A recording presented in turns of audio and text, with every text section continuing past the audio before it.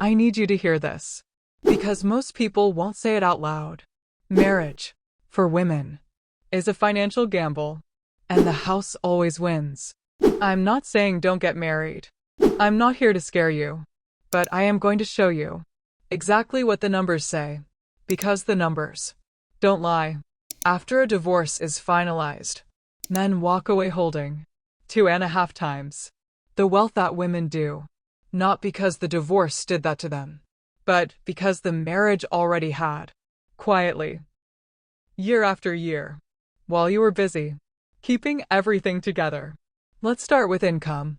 Because this is where it hits first. The year after divorce. A woman's household income drops by 41%. A man's drops by 23%. That's already a painful gap. But if you're divorcing after 50, which is happening more and more, a woman's income doesn't drop 41%. It drops 45%. And the really uncomfortable truth? In many situations, a man's finances actually stabilize faster after divorce. Sometimes they even improve, because he was never the one quietly absorbing the financial shocks of running a household. That was you. It was always you. Here's something nobody in your life probably ever framed this way. Every time you slowed down your career for your marriage, you were making a financial transaction. You just didn't know it. Someone had to leave early for school pickups. Someone had to pass on the promotion. That came with more travel.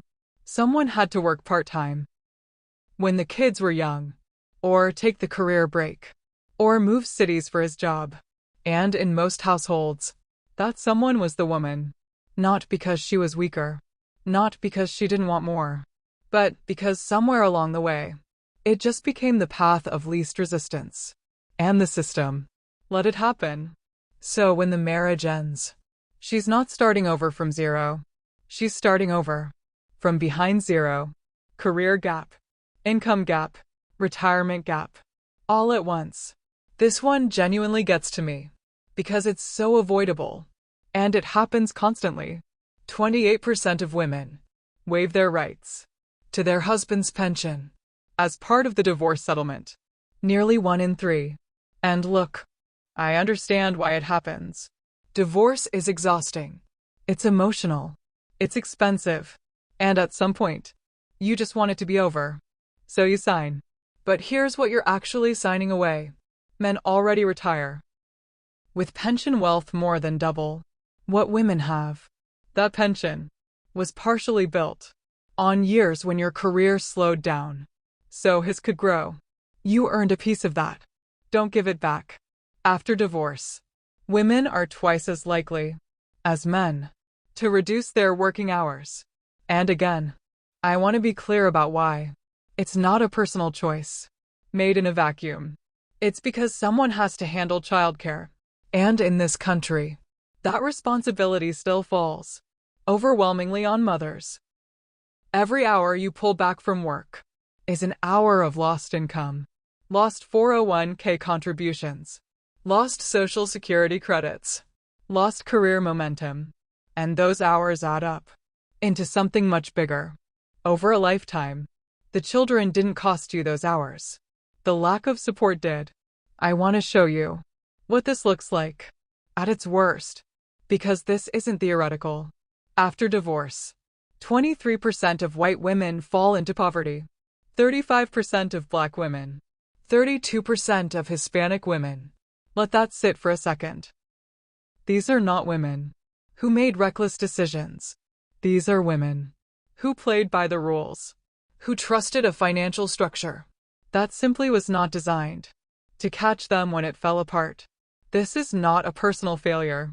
This is a system failure. Okay, this is the part one really want you to understand, because everything we've talked about is connected by one ugly truth. During your marriage, your career slowdowns, your unpaid labor, your paused ambitions. Those things weren't just sacrifices. They were transfers. Your time and energy, quietly subsidized. His career growth, his retirement account grew, while yours paused. His professional network expanded, while yours stayed still. His options widened, while yours narrowed. And then, when it's over, he walks away with 2.5 times your net worth. And everyone calls it a property settlement. I call it what it actually is. Alright, so what do you actually do with this? Because I'm not here just to make you angry. I'm here to make you prepared. First, build your own financial foundation. Right now, regardless of your relationship status, your own bank account, your own investment account, your own credit history. This is not about distrust. This is about self-preservation. There is a difference. Second, know your legal rights. And I mean really know them. If your marriage lasted more than 10 years, you are entitled to up to 50% of your spouse's Social Security benefit. Most women never claim it. Most women don't even know it's on the table. And when it comes to pension rights, asset divisions, retirement accounts, do not rush through those sections just to get it done faster. Those numbers will follow you for the rest of your life. Third, find a financial advisor who specifically understands divorce, not a general advisor. Someone who works with women going through this before you ever need one.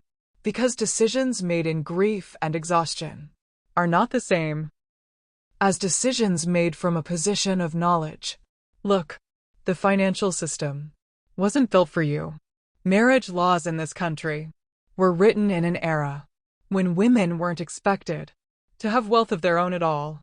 And while the laws have changed, the structures, the habits, the quiet expectations built into most marriages, those haven't changed nearly enough.